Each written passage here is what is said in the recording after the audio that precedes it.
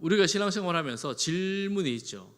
오늘 예배당에 나오면서도 시원하게 다 해결하지 못한 질문이 있습니다. 이런 질문이죠. 나는 교회 나오긴 나오는데 영생을 얻을 수 있을까? 나는 천국에 들어갈 수 있을까? 나는 구원은 받았을까? 그런 질문들이 있지 않습니까? 오늘 이제 거기에 대한 답변은 사실 여러분 다 알고 있어요. 다 알고 계신데 예수님의 말씀을 따라서 다른 관점에서 이 천국에 대해서, 천국에 들어가는데 필요한 것이 무엇인지에 대해서 한번 살펴보도록 하겠습니다. 예수님께서 이 갈릴리 지방에서 사역하시다가 이제 예루살렘으로 올라가시는 여정길의 시작을 출발하셨어요. 이 말씀은 십자가로 가는 길로 출발하셨다는 의미입니다. 그리고 예수님은 이 제자들에게 더 긴급하고 더 중요한 말씀들을 한 가지씩 하기를 시작을 하셨습니다. 대표적으로 내가 죽을 것이다, 그리고 부활할 것이다, 이런 말씀이죠. 벌써 2차례나 그런 말씀을 하셨지 않습니까? 또 길을 떠나가는데 이제 출발하기 전에 사람들이 어린 아이들을 예수님께 데리고 옵니다. 제자들이 애들 오는 걸 보고 꾸짖습니다. 애들은 가라. 아니, 애들이 감히 이런 자리에 오다니, 애들은 오지 마라, 이렇게 말한 거예요. 예수님께서 그 자리를 보시고 노하시면서, 제자들에게 노하시면서 말씀하십니다. 어린 아이들이 내게 오는 것을 용납하고 금하지 말라. 아이들을 금하지 말라. 그러고 하시는 말씀이 하나님의 나라가 이런 자의 것이다, 이렇게 말씀하세요. 그러면 어린 아이들 같은 사람들에게 하나님 나라가 임한다 하는 것인데 이게 무슨 뜻일까? 여러분 읽었지만 15절 말씀을 같이 다시 한번 읽어보겠습니다. 15절 말씀입니다. 시작. 내가 진실로 너희에게 이르노니 누구든지 하나님의 나라를 어린 아이와 같이 받들지 않는 자는 결단코 그곳에 들어가지 못하리라 하시고, 하나님의 나라를 어린 아이와 같이 받드는 그 사람이 하나님 나라에 들어갈 수 있습니다. 이게 무슨 의미일까요? 제가 몇 주 전에, 몇 주인지 정확히 모르겠습니다만 교회 마당에 애들이 놀고 있길래, 어린 애들 놀고 있길래 얘들아 사탕 줄게 이리 오너라 이러니까 애들이 쪼르륵 따라 들어오더라고요. 쪼르륵 따라 들어가서 목양실에 놓고 사탕이 테이블 위에 있어요. 사탕을 너희 한 개씩 가져가라 이랬습니다. 그러니까 애들이 어떤 애는 막 고르고 어떤 애는 쭉 보더니만 자기 취향이 아니에요. 그냥 가더라고요. 어떤 애는 이렇게 가져가, 몇 명이 그렇게 갔어요. 그리고 그 다음 주부터 지금까지 그 여러 명 중에 한 명만 목사님 사탕, 매주 이제 저한테서 목사님 사탕, 이런 애가 한 명이 있었어요. 여러분, 만약 여러분에게 애들이 목사님 사탕 이러면 기분이 어떨 것 같아요?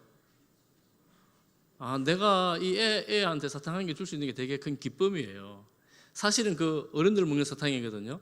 애들 취향에 맞는 사탕도 아니에요. 근데 걔는 오면 꼭 이렇게 2개를, 이렇게 1-2개를 주워 가요. 먹어주니까 얼마나 감사한지. 그 당시에 어린 아이들은 어른들 사이에 낄 수 없는 존재들이었습니다.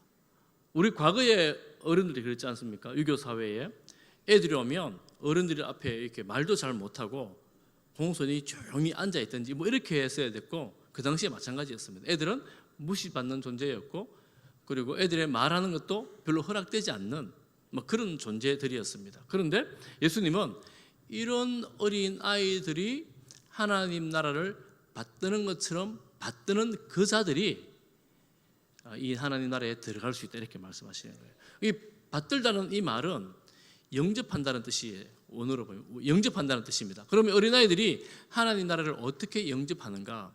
바로 그런 거예요. 애들은 사탕 줄게 오나 그러면 쫓아와서 사탕 좋아합니다. 아이스크림 줄게 오너라면 아이스크림 얻어먹고 갑니다. 여러분, 유교가, 어른들은 유교되지 않습니다. 어린아이들이 유교가 돼요. 단순하고 순진하고 어른들 말을 잘 듣습니다. 이런 말이에요. 하나님 나라가 여기 있다, 예수님 여기 있다, 그러고 나를 믿어라 그러면 예 예수님, 그러고 쫓아가는 거예요. 그리고 예수님과 함께 지내는 겁니다. 애들 입장에서는 어른들은 다 무시하는데 예수님 불러주니 얼마나 좋아요. 예수님은 그 어린아이에게 축복을 해 주십니다. 우리가 입장을 좀 바꿔놓고 좀 적용을 해본다면 주변에서는 인정받지 못하고 사람들이 다 무시하는데 소외되어서 외롭게 있다고 생각하는 분들이 만약 이 가운데 계시다면 여러분 기억하십시오. 여러분들에게 하나님께서 어린아이 같은 마음을 주셔서 하나님 나라를 그저 순수하게 받아들이시기를 바랍니다. 그냥 그대로 받아들이시기를 바랍니다. 왜냐하면 어른들은 순수하게 받아들이기가 참 어렵습니다. 나중에 이유를 한번 보도록 하겠습니다. 그런 일이 있고 난 다음에 예수님이 길을 났습니다. 길을 나서는데 17절 말씀해 보니까 길에 나가시는데 한 사람이 달려와서 꿇어앉아 묻자오되 선한 선생님이여 내가 무엇을 하여야 영생을 얻으리이까 이렇게 질문을 합니다. 이제 이 사건이 다른 복음서에도 나옵니다. 이 한 사람이 누구냐면 청년 부자 관원입니다. 다른 복음서를 종합하면 그렇게 돼요. 청년이고 부자이고 관원입니다. 이 말은 그 당시에 젊은 사람이 부자가 된다는 것은 금수저로 태어났다는 거예요. 그리고 신앙도 굉장히 좋았습니다. 그 당시에는 존경받을 만한 그런 신앙이었습니다. 그러니 얼마나 좋은 가문에 태어나서 좋은 교육을 받고 넉넉하게 살았던 그 사람이, 그 청년이 예수님 지나가는 거 보고 길에서 무릎을 꿇고 예수님에게 질문을 하는 겁니다. 여러분 상상해 보세요. 아니 길에서 어떻게 아무리 선생님이 훌륭하다 그래도 길에서 무릎을 꿇겠어요? 그만큼 예수님을 존경하는 마음이 있었다는 겁니다. 그리고 예수님을 부릅니다. 선한 선생님이요. 선한 선생님이라고 부른 사람은 제자들도 아니에요. 특권에서 무슨 기적을 받고 치유를 받은 사람도 이렇게 부르지 않았습니다. 그런데 이 청년이 어떻게 예수님을 알았는지 예수님은 선하신 선생님입니다 이렇게 부르는 거예요. 아쉬운 게 있죠. 우리가 아는 것, 우리는 알고 있어요. 예수님이 선생님이 아니라 그리스도이시고 하나님의 아들이시다라는 것을 우리는 알고 있습니다. 그런데 이 청년은 아직 거기까지는 몰랐던 거죠. 그렇지만 극진한 마음으로 예수님께 달려와서 묻습니다. 무엇을 묻습니까? 어떻게 하여야, 무엇을 하여야 영생을 얻으리이까? 우리가 흔히 하는 질문이죠. 내가 어떻게 하면 천국 갈 수 있지? 내가 뭘 해야 천국 갈 수 있지? 이 질문을 하는 거예요. 영생에 관심이 있었습니다. 여러분 그때나 지금이나 사람들이 영생, 하나님 나라 구원에 대해서 사실 관심이 좀 부족한 경향이 있어요. 왜냐하면 이 땅의 일이 너무 많거든요. 이 땅이 너무 힘들거든요. 그래서 어쨌든 이 땅에서 한번 잘 살아봤으면 좋겠다. 이 땅에서 성공했으면 좋겠다. 이 땅에서 부자가 됐으면 좋겠다. 이런 게 우리가 일반적으로 가지는 관심인데 이 청년은 어떻게 하면 영생을 얻을 수 있습니까? 이렇게 질문을 하는 거예요. 그 청년에게서 중요한 것은 무엇입니까? 영생이 너무너무 중요한 거예요. 천국 하나님 나라가 너무너무 중요한 거예요. 그래서 예수님은 내 질문에 대답할 수 있는 분이라 믿고 그렇게 질문을 하는 겁니다. 예수님께서 말씀하십니다. 먼저 호칭에 대해서 말씀하십니다. 선한 분은 하나님밖에 없다. 하나님께 집중하라는 의미지요. 하나님께 집중하라. 그러면서 19절에 보니 살인하지 말라, 간음하지 말라, 도둑질하지 말라, 거짓 증언하지 말라, 속여 빼앗지 말라, 내 부모를 존경하라. 10계명을 말하십니다. 예수님께서 10계명을 말씀하십니다. 그렇게 말하니까 20절에서 선생님, 제가 어릴 때부터 그 계명들을 다 지켰습니다. 이러는 거예요. 여러분, 이 계명을 다 지켰다고 말하기가 쉽지 않잖아요. 굉장히 어려운 일인데 다 지켰습니다. 이렇게 말합니다. 그러니까 예수님께서 그를 사랑하시면 사랑의 눈길로 바라보시면서 한 가지 네가 부족한 것이 있는데 21절 하반절 보십시오. 가서 내게 있는 것을 다 팔아 가난한 자들에게 주라. 그리하면 하늘에서 보화가 네게 있으리라. 그리고 와서 나를 따르라. 이렇게 말씀하십니다.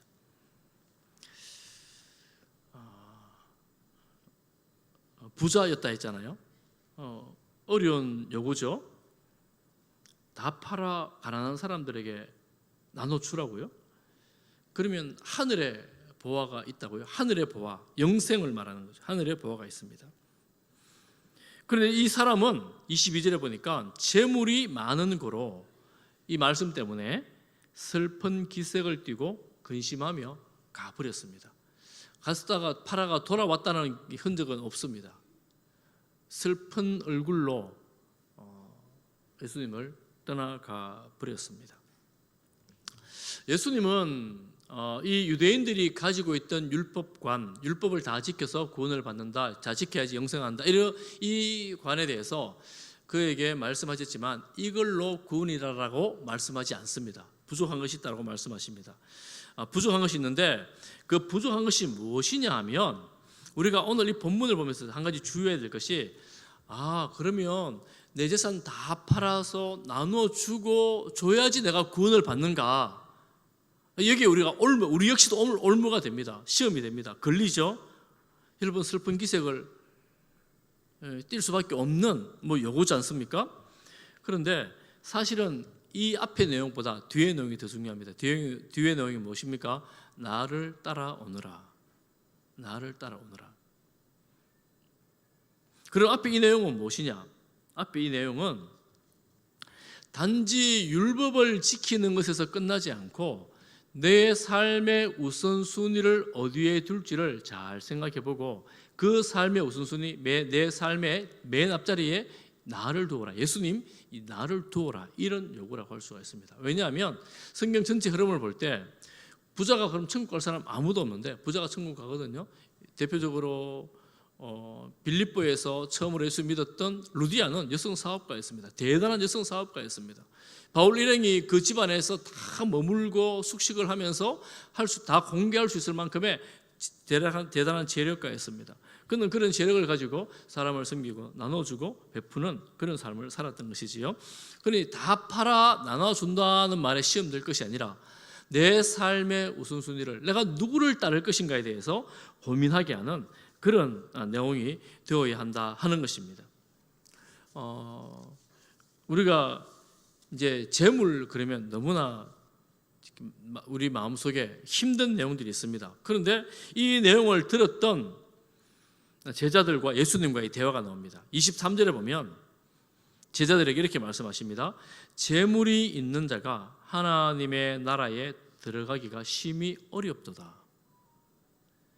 오늘 이 자리에 계신 재물이 많으신 분들, 하나님 나라에 들어가기가 어렵도다, 이렇게 이제 생각할 수 있습니다. 한번 가만히 따라와 보십시오.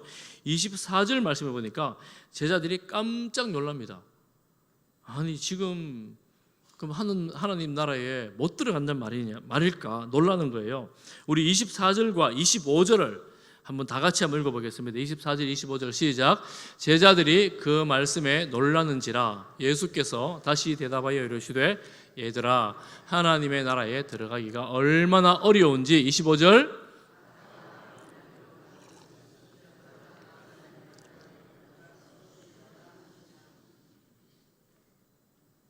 아멘. 낙타가 바늘귀로 들어갈 수 있어요. 그래서 이 본문을 해석하면서 여러 사람들이 다른 시도를 합니다. 이 바늘귀라는 것이 우리 바늘귀 그게 아니고 바늘 같은 조그만 문이 있는데 그 문이다, 이러면서 해석을 많이 시도합니다. 좀 가능성을 열어두려고. 그런데 성경을 자세히 보면 그거 아니에요. 바늘귀 맞거든요. 낙타가 바늘귀 못 들어가잖아요. 들어갈 수 없습니다. 그런데 부자가 하나님 나라에 들어가는 것은 그것보다 더 어렵다는 거예요. 그러면 부자는 천국 가지 말라는 말씀하고 똑같잖아요. 못 들어간다는, 불가능한 일을 말씀하시는 거잖아요. 이거 어떻게 하라는 말씀인가? 어떻게 하라는 말씀인가? 먼저 제가 영어 정리를 한번 하고 넘어가도록 하겠습니다. 오늘 본문 17절에 한 사람이 질문, 영생을 얻는 길. 23절에서 예수님의 대답에서 하나님 나라에 들어간다는 것, 그리고 26절에서 제자들의 답변에 구원을 얻는 것이 같은 뜻으로 쓰여졌습니다. 영생, 하나님 나라에 들어가는 것, 구원을 얻는 것, 이 같은 의미가 무슨 의미입니까?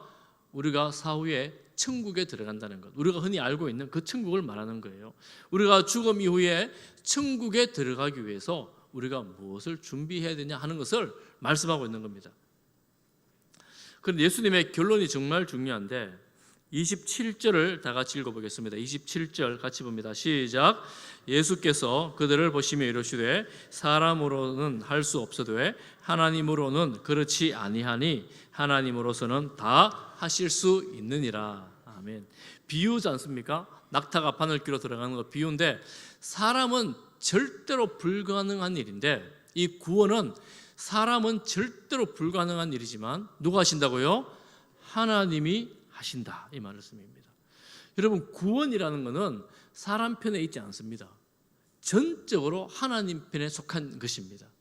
그래서 내가 구원받는다는 것은 내가 무엇을 하여야 구원받는 것이 아니라 하나님께서 구원을 주심으로 우리가 그 구원을 받게 되는 것입니다.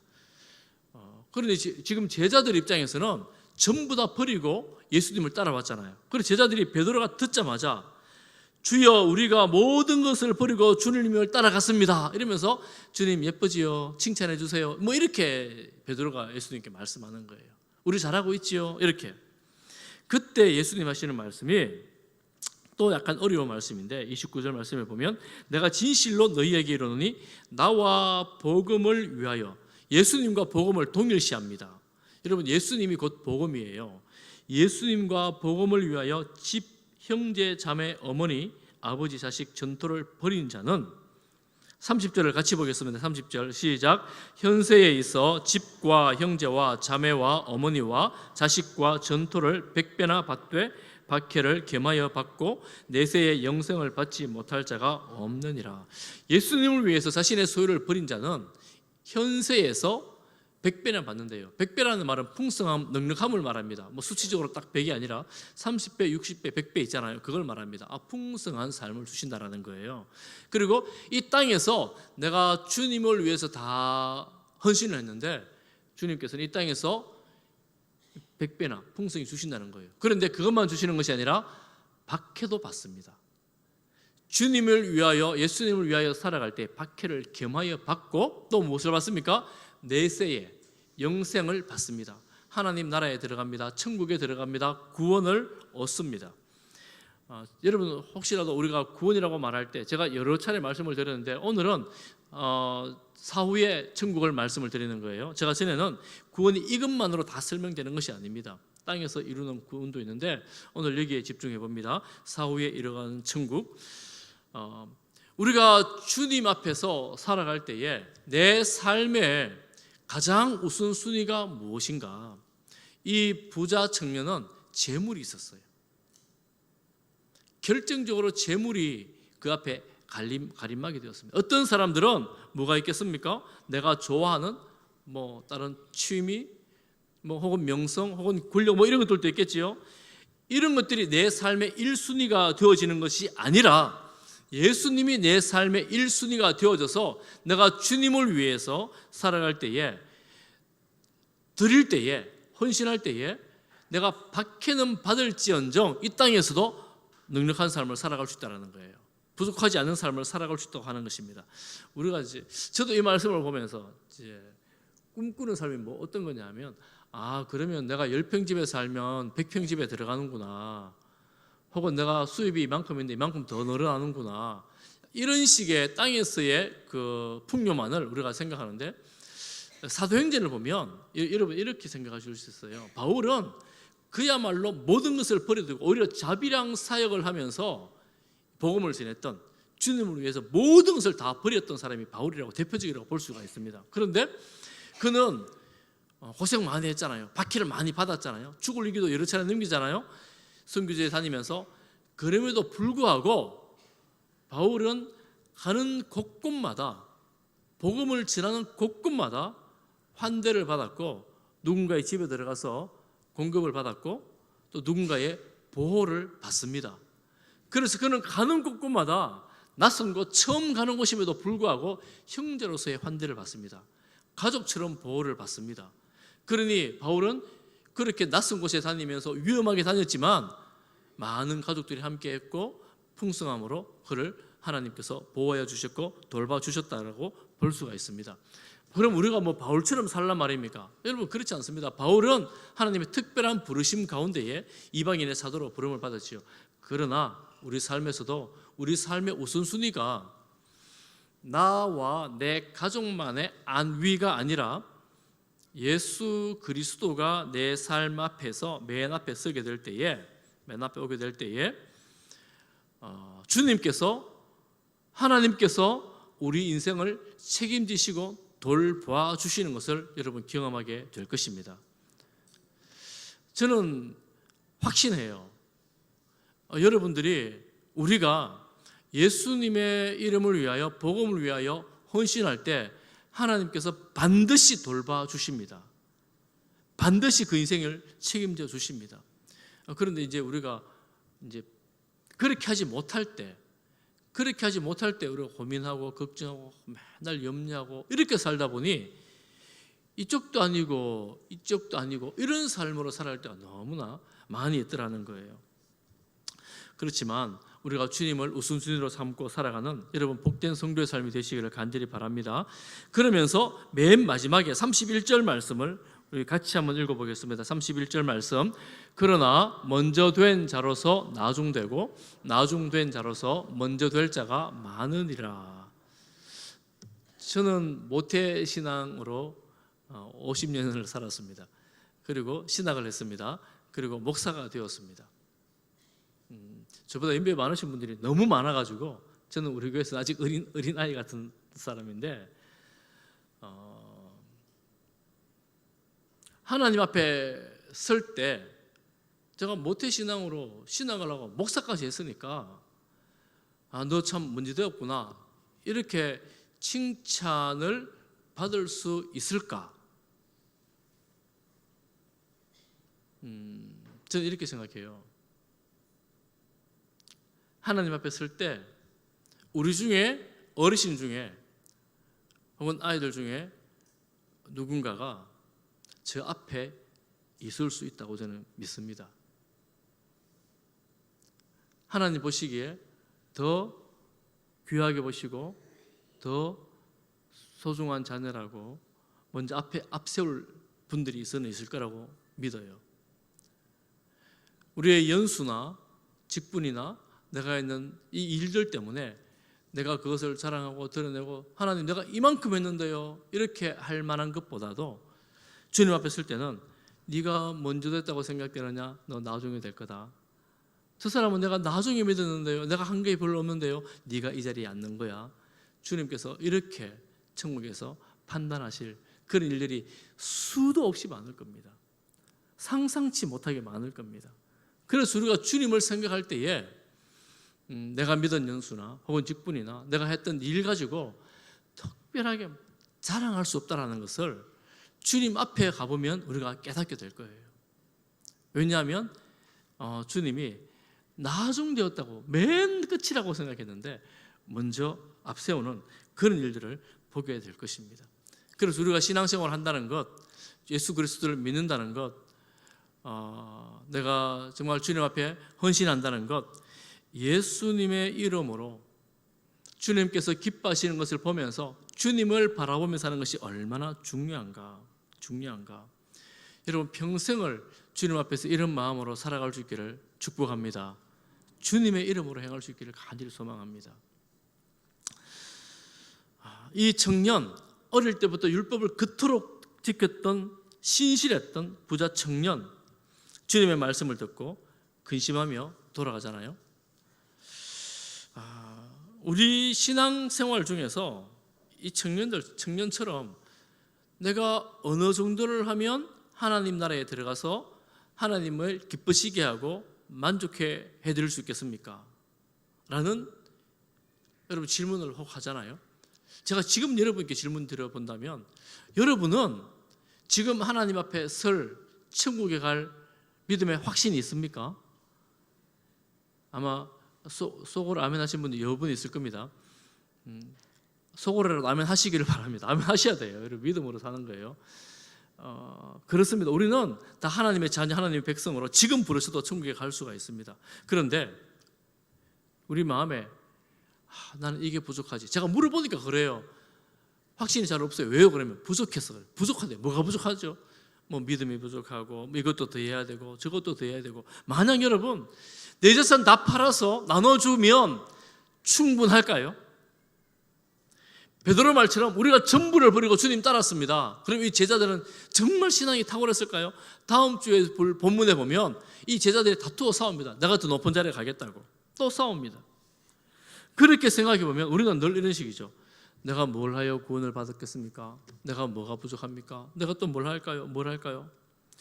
내가 구원받는 조건에 있어서 내 공로와 내 의가 계속해서 뭔가를 통해서 내가 구원을 받겠다라고 이렇게 생각을 하죠. 그때마다 주님 우리 마음속에 뭔가 부족한 느낌이 드는 거예요. 연약한 느낌이 드는 거예요.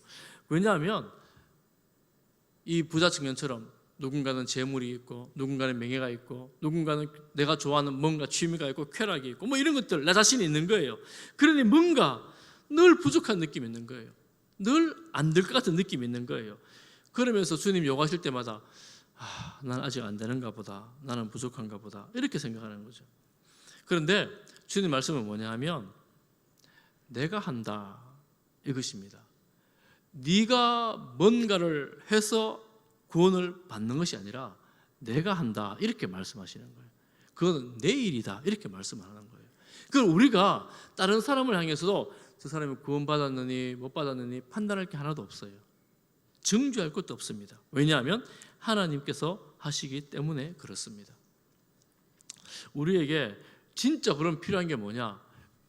이거를 인정하는 거예요. 인정하는 거예요. 그렇지. 내 안에는 선한 게 별로 없구나. 내가 이것저것 해가지고 구원받는 게 아니구나. 하나님께서 나를 사랑해 주셔서 내가 구원받는 그런 믿음을 가지게 되었구나. 이 사실을 인정을 하는 거예요. 받아들이는 거예요. 내 메시지로 주님의 말씀으로 받아들이는 거예요. 구원은 하나님이 하십니다. 한번 따라해 보겠습니다. 구원은 하나님이 하십니다. 내가 하는 게 아니에요. 하나님이 하시는 거예요. 제가 이 말씀을 묵상하면서 어릴 때 불렀던 찬양이 생각이 났어요. 어릴 때 여러분 아마 잘 아실 거예요. 돈으로도 못 가요 하나님 나라, 힘으로도 못 가요 하나님 나라. 2절에는 벼슬로도 못 가요 하나님 나라, 지식으로 못 가요 하나님 나라. 3절이 뭐냐면 협보도 못 가요 하나님 나라, 맘 착해도 못 가요 하나님 나라. 야, 이 작시자가 대단해요. 이게 오래된 찬양인데 그 당시 벌써 외모를 신경 썼어요. 외모. 요즘 우리나라가 외모 때문에 완전 난리 났잖아요. 근데 예뻐도 못 가요. 외모가 출중해도 못 가요. 맘 착해도 못 가요. 어떤 사람이 갑니까? 거듭나면 가는 나라 하나님 나라. 뭘로 가요? 믿음으로 가는 나라 하나님 나라. 하나님께서 하나님 나라 백성을 은혜로 믿음이라는 선물을 주셔서 그 믿음으로 가는 거예요. 이 사실을 그대로 믿고 받아들여서 믿음으로 가는 거예요. 그런데 제가 이 찬양을 생각하면서 옛날에는 율동하면서 박수치면서 정말 신나게 불렀거든요. 율동이 있잖아요. 이거 정말 신나게 불렀어요. 제가 다시 가사를 꼼꼼히 보니까 별로 신나지가 않아요. 돈, 힘, 권력, 벼슬, 지식, 외모, 착한 마음, 나의 어떤 공로, 의, 뭐 이런 것, 이런 것들이 전부 다 제가 너무 좋아하는 것들이에요. 여러분 돈 좋지 않습니까? 여러분 돈으로도 못 가는 거예요. 그리고 여러분 요즘 보면 외모 지상주의 그러잖아요. 어떻게든 외모만 잘 만들어 놓으면 성공할 것처럼 사람들이, 젊은 애들이 그렇게 외모에 집중을 하잖아요. 직장도 취업도 잘 되고 뭐 결혼도 잘하고 뭐 다 잘 될 것처럼 그렇게 생각하잖아요. 그런데 그게 우리에게 영생을 주지를 못합니다.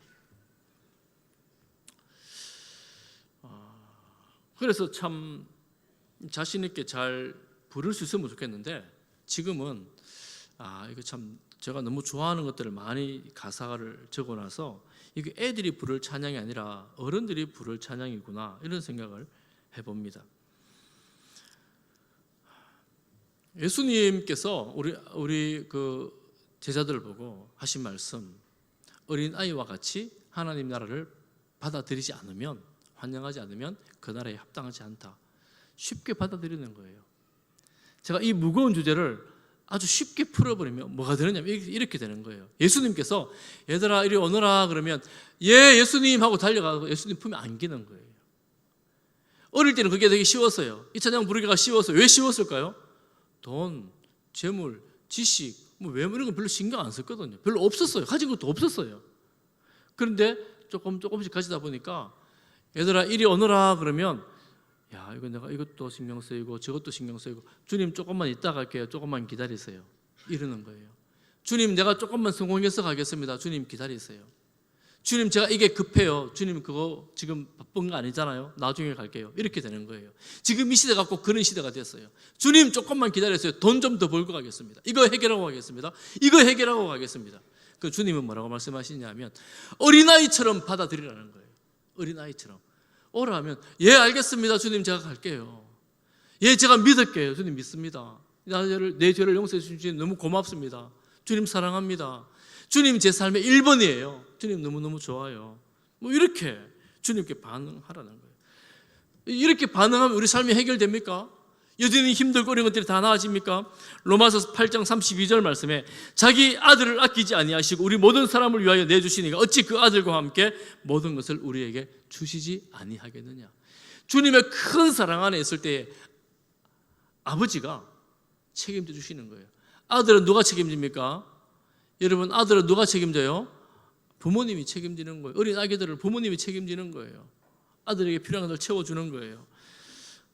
그래서 저는 오늘 이렇게 말씀의 결론을 내립니다. 어린 아이처럼 주님을 믿고 따릅시다. 따라해 보겠습니다. 아이처럼 주님을 믿고 따릅시다. 그래서 주님의 날마다 동행하는 삶을 살아가는 우리 성도님 됐으면 좋겠습니다. 우리 날마다 주님과 동행하는 성도들 되시기를 축복합니다. 제가 성경 구절 로마서 8장을 제가 읽어드릴 텐데요. 제가 8장 35절부터 36절은 제가 읽고 여러분 37절부터 39절은 함께 읽겠습니다. 제가 35절을 읽습니다. 누가 우리를 그리스도의 사랑에서 끊으리요? 환난이나 공고나 박해나 기근이나 적신이나 위험이나 칼이랴. 기록된 바 우리가 종일 주를 위하여 죽임을 당하게 되며 도살당할 양같이 여김을 받았나이다 함과 같으니라. 같이 봅니다. 그러나 이 모든 일에 우리를 사랑하시는 이로 말미암아 우리가 넉넉히 이기느니라. 내가 확신하노니 사망이나 생명이나 천사들이나 권세자들이나 현재일이나 장래일이나 능력이나 높음이나 깊음이나 다른 어떤 피조물이라도 우리 주 그리스도 예수 안에 있는 하나님의 사랑에서 끊을 수 없으리라. 할렐루야. 예수 그리스도를 믿는 모든 하나님의 자녀들 아버지가 포기하지 않습니다. 하나님의 사랑에서 놓지 않습니다. 여러분 주님 부르실 때 아멘 기뻐하며 주님 품에 안기는 우리 모든 성도들 되시기를 축복합니다. 기도하겠습니다. 하나님 아버지 은혜를 감사합니다. 우리를 자녀 삼으시고 주님과 함께 살아가게 하심을 감사합니다. 평생 주님과 동행하는 복된 성도들 다 되게 하여 주옵소서. 예수님 이름으로 기도하옵나이다. 아멘.